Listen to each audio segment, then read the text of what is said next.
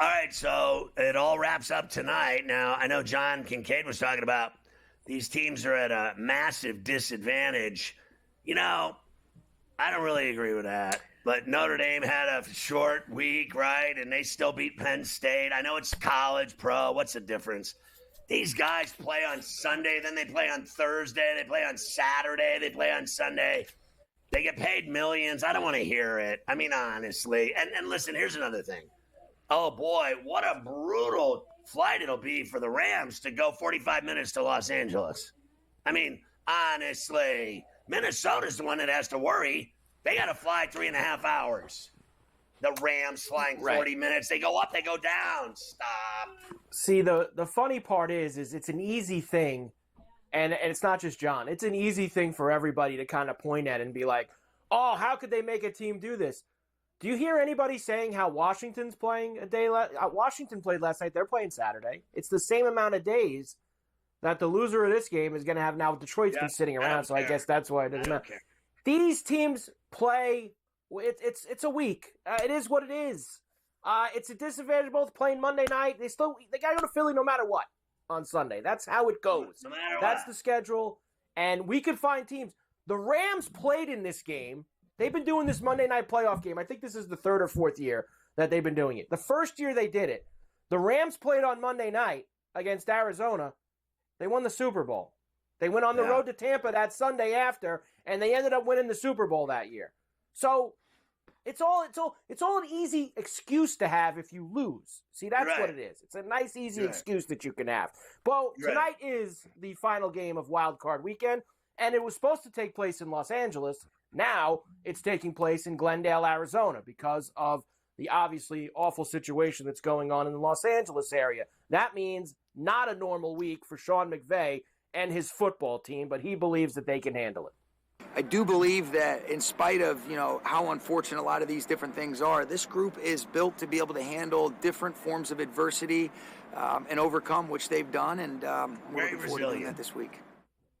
Very resilient. I mean, honestly, there is no way you can explain that off to me. Okay, so the entire city of Los Angeles burned to the ground, and we got to fly to play a game in Arizona, and we're built for this. I mean, stop. Just stop that nonsense. This is they not have to play a game against a team they've already played once. Pull out the game film, and let's see what we can do in this game Monday night. Look, the best thing about this game tonight is that there's a game tonight. There's a game tonight we can watch. Right. That is the best thing about the game. And look, there's no, like you say, this is not a normal situation. There's not a playbook for this. And it's still a football game. They're going to have to play it. I think the one thing if guys got on their heads, if somebody's house burned down, obviously had family in trouble, that stuff would be. But he has said a couple times that the team has not had any of those issues.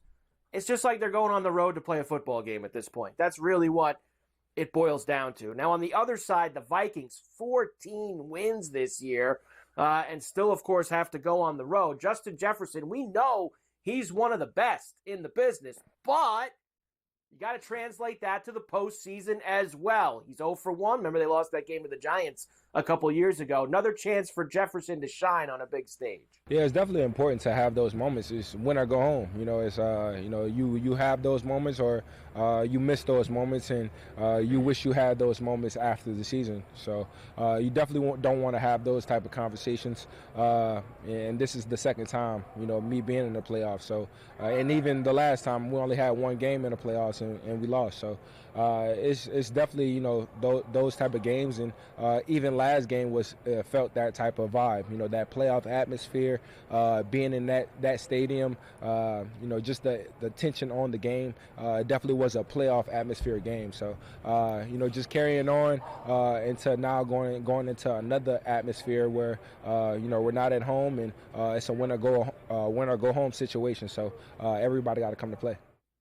Look, I think for me, the receivers in this game are simply some of the best in the league. I think the Rams and Vikings receivers are very dynamic.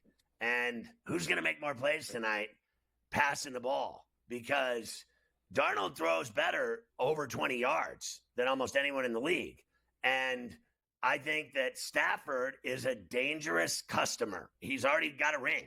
So Old Graybeard is ready to go with Puka shells and Cup. And look, these receivers tonight, this could be really exciting. And I think the Vikings have a sensational defense. I got to be honest with you.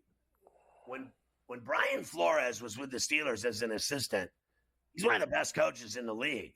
He butchered his career with all of his lawsuits and everybody's racist and all the rest, going after the owner of the Dolphins.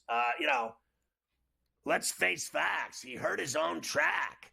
This guy is a really good coach. In fact, McVay gets all his genius stuff. I think Flores' defense is sick. You talk about Philly's defense. The Vikings' defense is just as good as Philly's. So that game next week, if the Vikings win, is going to be awesome. It's going to be an under. Okay? Know that. Because those two are going to punch each other in the throat. It is -2.5 right now for the Vikings tonight. 47.5 the total. This is a tough one for me. But I'm going to go better coach, better quarterback with McVay and with Stafford. And I'm going to take the Rams, Scotty, getting the 2. Yeah, I'm going to go with the defense, and I'm going to go with the team that won 14 games. I'm going to go with the Vikings, and far be it from me to be right. I hit 4 to 5 games. We'll see if I can do it again. And I also think it's going to be an under. Yeah, I'm going to give you those numbers in a moment. The under, I think there was only one over this weekend so far, and that was the Charger game, and that was by like the skin of their teeth, by a half. That game got over. Every game's been under so far. It's been absolutely miserable. I gave you this the other day, but I'll give it to you now. Darnold making his first start in the playoffs tonight.